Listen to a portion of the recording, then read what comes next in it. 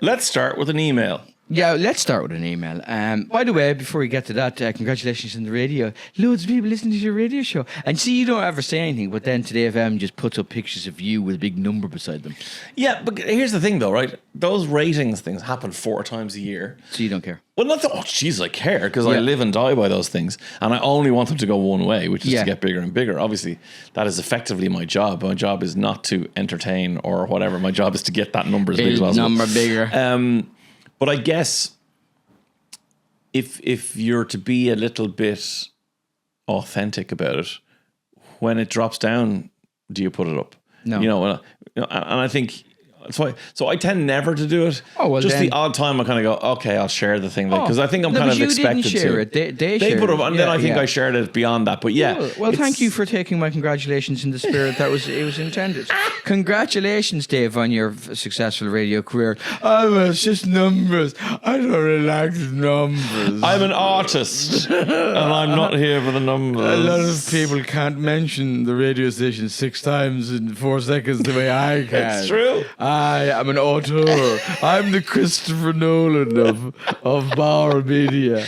I insist people have to have 70mm ears to listen to what I'm doing correctly. Listen to it correctly, exactly. Yes, the only people who can listen to my radio show is King Charles. Gary Lineker. And Gary Lineker and King Charles, yes. Who else is Jugsy? I don't know, actually. People get their ears pinned back. Yeah, now. I think it's just a bit disappointing because we're all going to end up looking vaguely kind of homogenized humans, and then we'll just have AI, humanoids, and it'll all be fine. Yeah, no. Okay, so we got an email. Remember we talked about saunas? I just threw a sauna fact into you. We didn't believe it. I looked it up and it was like huge reduction in, cardiovascular risk and dementia risk and all the rest. And then we had an email from a Finnish listener who was saying the first thing they used to do when he was working in the army, I think it was the UN, wasn't it? He says, they said, where are saunas? And then I said, get in touch with us. He's back in touch with us again. Okay, and I'm going to let you do. His name is Marko. So hi, Marko. I'm not going to give a second name, I don't think. And he just has got in contact with us and told us how he found us. Cheers, guys. Now that recent sauna episode was a total surprise, since I didn't know if you even got my mail. You asked how I found your podcast, so here goes. My wife discovered podcasts in the mid-2000s. I wasn't expecting. Wow, a historical document. You had to go back. We bought our first computer when we used iPods for music. She recommended me Infinite Monkey Cage, which is very famous, used to be very Robin Ince and Brian Cox. As I'm interested in science and comedy, that introduced many stand-up comedians. I mean, he doesn't say inferior, but it's implied. Inferior stand-up comedians such as Dara O'Brien and Dave Gorman and Matt Parker and Ed Byrne and Katie Brand and Sarah Pascoe.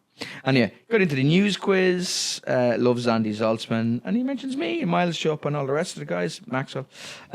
He's only seen Dara. I'm paraphrasing this because it's quite long. Sure. And now he tells us his current rotation is The Bugle, Mark Steele, and us. Wow. Yeah, I can continue with sauna facts, but here's something for Dave about our language. Oh. Maybe you've heard that Finnish is agglutinative,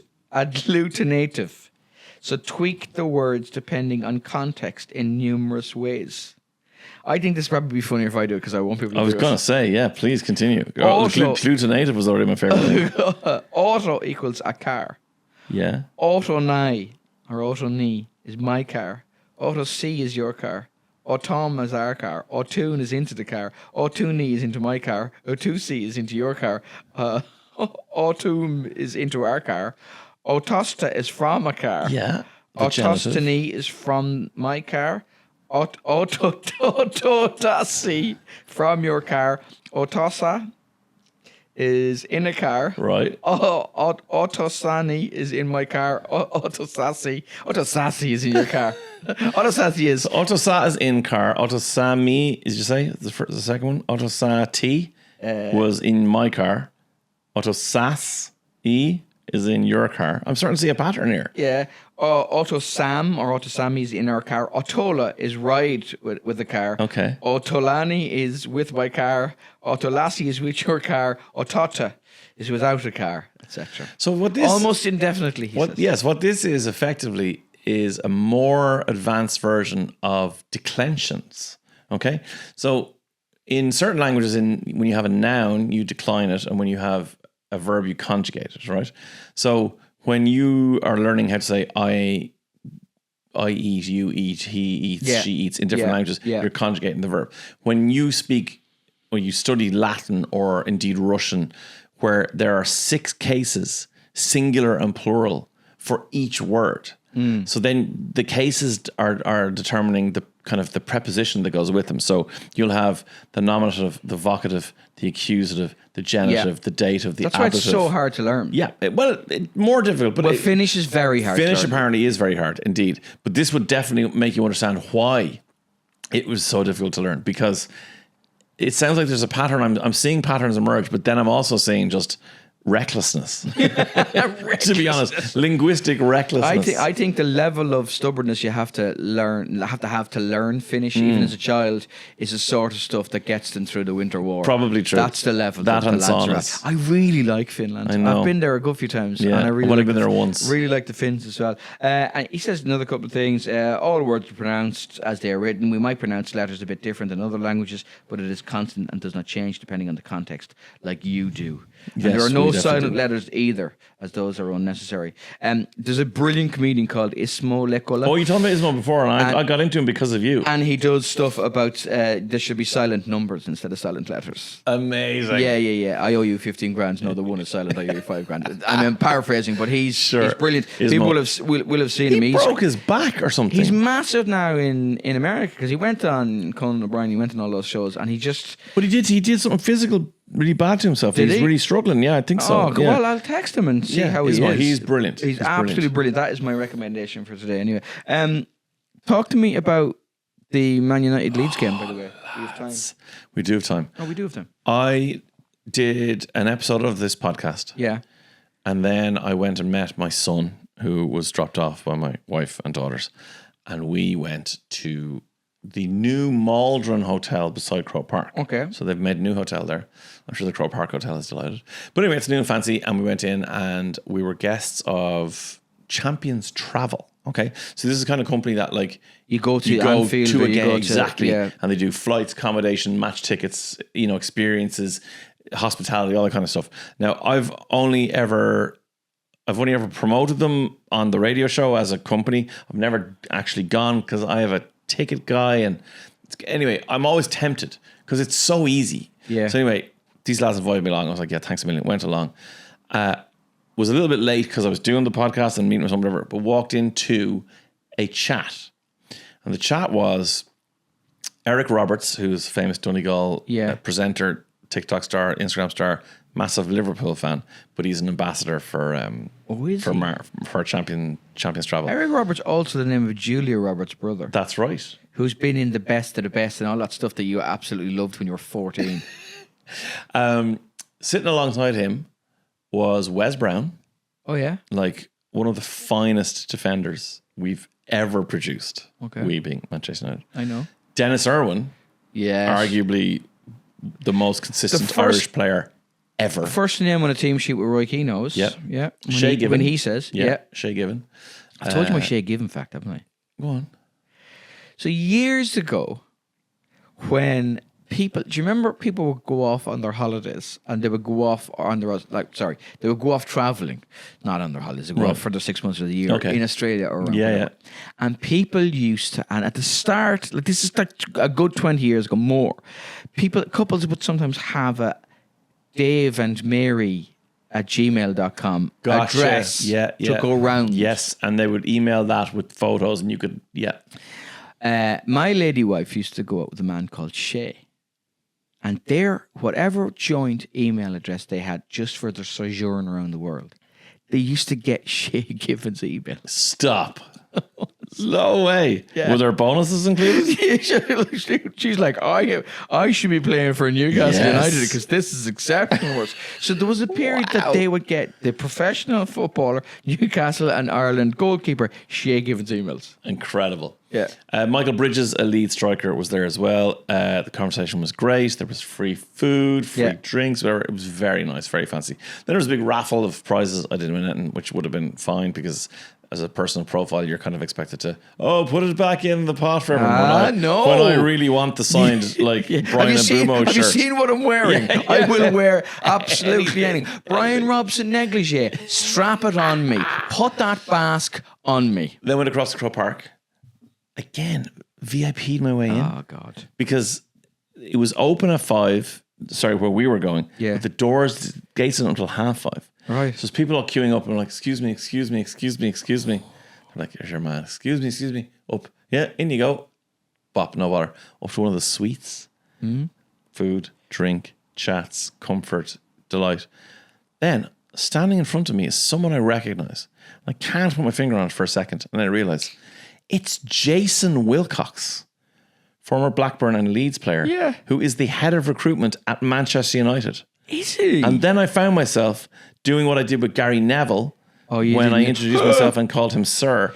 I said, Mr. Wilcox, it's a pleasure to meet you. Thank you for everything you're doing at Manchester United. Did you say Sir? No, I didn't say Sir. Esquire, right? No, like that. I just said it's a pleasure to meet you and thank you for everything. Which in itself was... That's not too bad. It's not, but I should have just gone, J.O., what's happening, buddy? Like, well, what did you do accompanying with that physically? Like, if you a handshake. But if you doffed your imaginary cap and then bent low to the floor. No, I shook his hand and he was kind of leaning in, so I kind of leaned in. You didn't accidentally kiss? No. Because I know you've done that before. That's why Jason McAteer doesn't talk to you, isn't it? Jay and I go way back. So it's, and it was 1-1 and they won on penalties. It was 1-1 and they won on penalties, yeah. Look, it was... Do you look like anybody, do you think? Do you remember we were talking about this before? The reason there is a connection to this. Yeah. You remember we were talking before, and I think I said David Lynch or something like this, and Helen Mirren was had talking just to you, said that, and she had said that because you have your beautiful bouffant, flicky hair at the time. Yeah. Do you just look like anybody? Have you ever been? So the reason I asked this, I did Countdown the other day, and I forgot to tell you this. Right, did Countdown the other day, and it's when it goes out. Colin is so brilliant. He looks ahead and says this will go out on this day, and it was national. I think it was Looks Like Day or something like this. Look Like Day or something like this. And he used to get Sue Perkins all the time, right? When he wore glasses, he used to get Sue Perkins. Very good. And then Rachel Riley sometimes got one of the Paltrows, right? Okay. Susie Dent, who we absolutely love on this show. Our favourite. Not only funny, not only amazing looking woman, but also like will take the piss out of herself. Yeah. She said that, Laura from Little House on the Prairie. Wow. Which is brilliant. Yeah. And I was like, I can see it. Yeah. Which is a trick when you're in your 50s to look like a 15-year-old. But you can see it. And he asked me, and I went Andre the Giant just because I wanted him to not react. figure somebody out. And then Rachel Riley named Man United football. She goes, I think he looks a little bit. Now she was messing, and she goes, he looks a little bit like if you squint your eyes and you've had a head injury sort of thing. You current or historic? No, older. Maybe 10 years ago. Paul Pogba. I knew you were going to say that. I should have known you were going to say that. Paul Parker, Paul Pogba, Paul McGrath. Any of the Pauls. I was very happy with this. Very happy with this. I said gracias to her. Juan Mata. Yes. Juan Mata. That's what she said. Johnny and I was like, yeah. What'd you say? Johnny kills. Juan is John. Mata is he kills. Johnny kills. Which would have been a much better football name to have in the back of your jersey. What a great name. But he's a good footballer. I like I'm sorry, Mata. An even better human being than it. He's established that organisation called, they're going to kill me now for not getting it right. Is it 1%? Basically, footballers and stars and sports stars and actors pledge to give 1% of their income back to this charity, and it's huge now, absolutely huge. I think it was, so. I like in sentiment as well. Oh, I like almost underneath the surface identical as well. Yeah. I think she was basically saying that and the fact of a beard. I think that was it. And he's also slightly Irishy coloured. Yes, he's slightly gingery. He's kind of light brown. Yeah, he's like God rest his soul, Diogo Jota, was the most Irish-looking Portuguese fella that you had ever seen. Did you see in the European Athletics Championships, a Spanish lad won the walking race, and his name is Paul McGrath. No way. And he won it, and all the Irish lads who were there got behind him. Ooh, Paul McGrath. And he literally knows the chant. Like David Gillick said to him, "Oh, Paul McGrath," he goes, "Ooh, Paul McGrath, ooh, Paul McGrath," and then proceeded to speak in a broken English. But he's basically, his dad is from Ireland. He's 1/3 Irish, 1/3 Scottish, 1/3 Spanish, and his name is Paul McGrath. It's like your man Delaney who plays for Denmark. Yes. That should not be allowed. No, it is very confusing. And has played against us for Denmark. Yeah. No, my favourite part, apart from all our amazing medals in the European Championships, was me explaining to my mother-in-law, who was here last night, about the Italian high jumper. Have you seen that Italian high jumper? When they share the gold. No, where he shaves Olympics. half his face. Oh, no. Have you not seen him? Oh, yeah, because we all spew like Olympic high jumpers. Gianmarco Tamberi. And why does he do this? He shaves, Just because he likes the way it... He shaves one side of his beard, and then the other side Is there some completely aerodynamic because he leaps to the left? No. He just likes it. No. That is odd. I think he must have he's kind of extroverted. Sure, He's been doing it for years. It obviously did well once. Do you know why you say he shaves to the left? Yeah. You know when you're going into a tailor shop and they're doing your trousers? Neil. No, Look at me. Look at me. Do you know when you're ram raiding now you're talking. Yeah. No, do you know if you ever go in, I'm not necessarily, maybe for your wedding. Sure. We're not wandering Radio into Awards. tailors. Yeah, I know you've been to the Radio Awards. Or do you remember the fast show, Suits You, Sir? Suits You, Sir. Yeah. So, and they would say, what side do you dress? Oh, yes. Right. So do you think high jumpers, when a high jumper is going for the bar, he approaches the male ones, he approaches on the side that he dresses or that he doesn't dress? I am a former high jumper. Of all the things you've ever said to me, including a haunted cottage by a mongoose, I find the fact that you were a high jumper the hardest to believe. I was both a high jumper and a long jumper. No, I know you were an athletic. Yeah, I was a very athletic gentleman in my teens. Go on. So I am left-footed.